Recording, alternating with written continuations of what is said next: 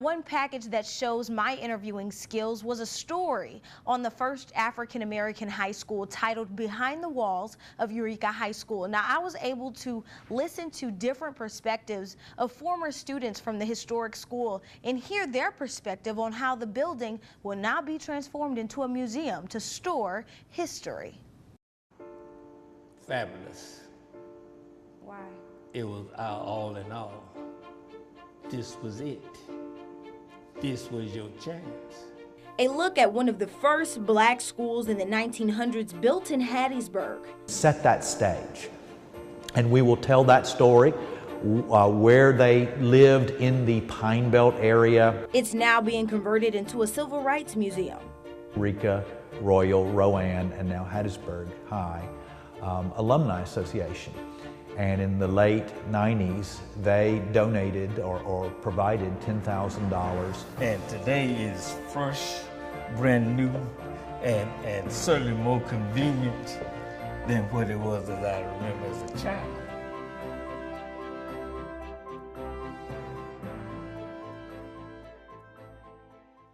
And yet, in any construction project, certain things have to occur in a proper sequence. The Mississippi Department of Archives and History identifies Eureka School as one of the first brick schools built in the state. That was back in 1900s for African Americans. And today, millions are being spent to renovate Eureka School to store history in a civil rights museum.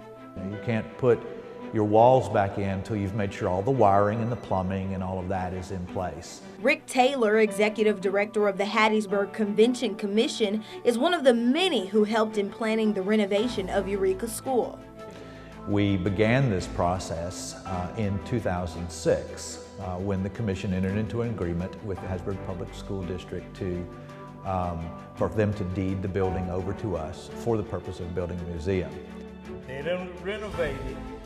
This was not an incline here. Soon the Pine Belt will have access to go behind the walls of a historical landmark to see history at their fingertips. At the end of each school year, each class, all except seniors, had to give a school closing program, a play or something, and they always held it in this auditorium. Charles J. Brown. Former Eureka student Charles Brown attended Eureka School for 9 years from 1948 to 1957, and he remembers class like it was yesterday. Each class in this area, you stayed in one class where you had all your reading, writing, science, math, all with the same teacher. But was the home economist building, and where young ladies learned homemade skills. There's so many stories, and you never think about the stories found in a floor. But within this building, we see in the floor where the children sat and rubbed their feet. We see the original wood of the hallways. Years before, a tornado whipped through the Pine Belt, leaving Eureka at its worst. That was in February 2013, and it delayed work for a year. Probably the most challenging aspect was in 2013 when it was hit by the tornado that did a lot of damage here in Hattiesburg. And this building it was the worst weather incident in the history of this building. It was 3. They done renovated. This was not an incline here. Today, community members remember Eureka as a pillar in the community.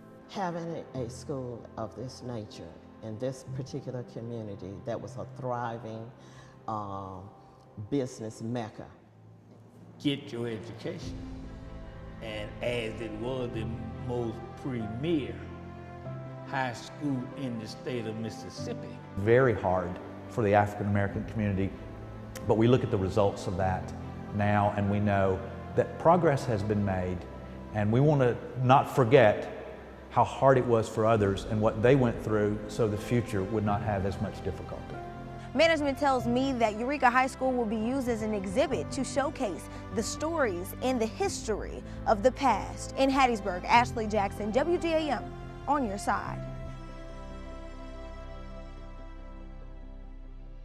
Preparation was the key to this story, and my questions were prepared in advance. And during the preparation process, I sat down with each individual to gain background knowledge. And that's how Behind the Walls of Eureka High School, I believe, was one of my best pieces so far.